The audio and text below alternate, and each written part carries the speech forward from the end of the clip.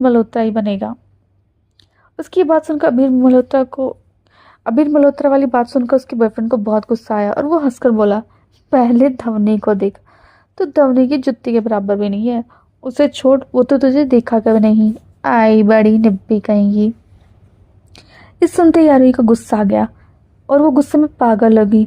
उसने हवन कुंड से निकालकर जलती हुई लकड़ी उसकी तरफ फेंकी। वो भाग गया। उसके घर वालों ने काफी सोच समझ के बाद डिसीजन लिया कि वो अबीर का फायदा उठा सकते हैं, क्योंकि अबीर उनके घर का दामाद है। तो कल वो उसे मनाने के लिए अबीर के घर शगुन का सामान लेकर जा सकते हैं। सबको ये विचार सही लगा। अगर है तो वो धवनी की फैमिली ना, अगर अभी नहीं माना तो वो धवनी से उसे मनाने के लिए कहेंगे।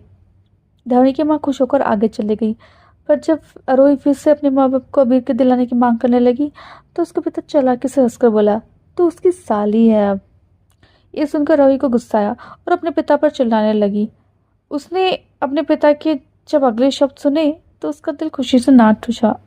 उसके पिता ने आगे कहा, बेटा साली तो आधी घरवाली होती है, अगर पूरी कोशिश करोगी तो क्या पता पूरी घरवाली भी बन जाओ। जब उसे अपने पिता के शब्दों का अर्थ समझ आया तो वो बहुत खुश हो गई और कल के लिए तैयार होने चली गई। इवनिंग टाइम, अबीर का घर। जल्दी सब घर आ गए। धवनी अभी भी होश में नहीं आई थी, या शायद वो होश में आना ही नहीं चाहती थी, क्योंकि सपना बहुत प्यारा था जिसमें उसकी शादी अबीर से हो गई थी। जब उस आंखें खोलेगी तो सब कुछ अलग और बुरा होगा, क्योंकि उसे आंखें खुलते ही उस बुड्ढे की आवाज का शिकार बनना होगा।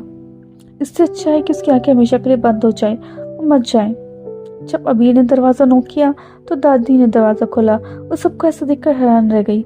जब उसने बेहोश धवनी को अबीर की बाहों में देखा तो वो घबरा गई। दादी बोली, क्या हुआ मेरी बच्ची को? दादी ने जल्दी से भागकर धवनी को हाथ थाम लिया। अबीर ने कुछ नहीं कहा, तभी डॉक्टर भी वहां आ गए। अबीर ने उन्हें गाड़ी में ही कॉल कर दी थी। अबीर ने वहीं धवनी को लिटा दिया।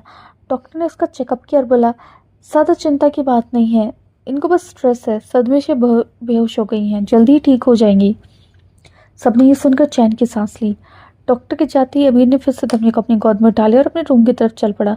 तभी दादी की नजर धवनी के गले में पड़े मंगलसूत्र पर गई तो वो हैरान रह गई। दादी हैरानी से बोली, बाकी धवनी की शादी? दादी ने पाकी का हाथ पकड़ा। दादी ने अपना सेंटेंस पूरा भी नहीं किया था कि तभी स्पेशल एक्साइटेड को बोला, दादी अबीर जीजू ने धवनी दीदी से शादी कर ली। दादी बोली, क्या? दादी पहले तो हैरान हुई, फिर खुश हुई। मरने से पहले उनकी मुराद पूरी हो गई। वो तो खुशी से ऑलमोस्ट नाच ही रही थी। विशाल और पाकी दादी का ऐसा रिएक्शन देखकर खुश हो गए, हैरान हो गई। दादी उनका हाथ पकड़कर भी नाचने लगी। उधर अभी धवनी को अपने कमरे में लेकर उसे आराम से लिटाकर शावर लेने चला गया। फिर जब वो नहाने के बाद बाहर आया तो उसकी नजर धवनी के सीधे मासूम चेहरे पर पड़ी। उसके प्यास आकर बैठ गया।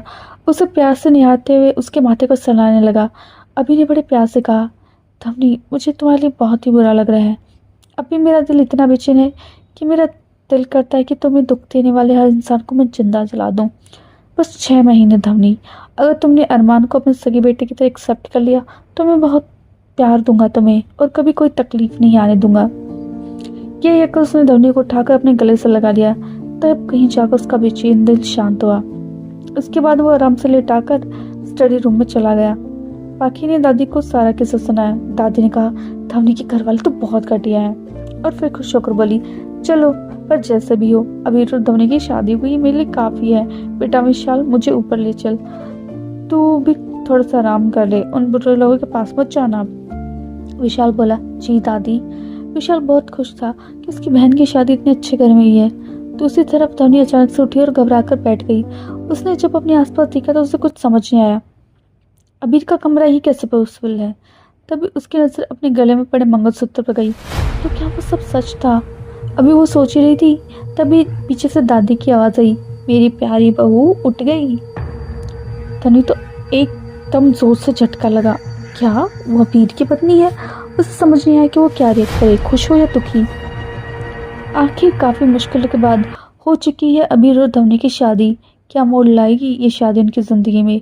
क्या सच में साथ हो जाएंगे अबीर और धवनी, या फिर अबीर के टेस्ट में फेल हो जाएगी धवनी? कहाँ तक जाएगा इनका प्यार भरा सफर? आखिर क्या होगा इनकी जिंदगी में? जानने के लिए बने रहिए मेरे साथ सिर्फ और सिर्फ मेरे चैनल होप पर। Thanks for your love and support. Hello.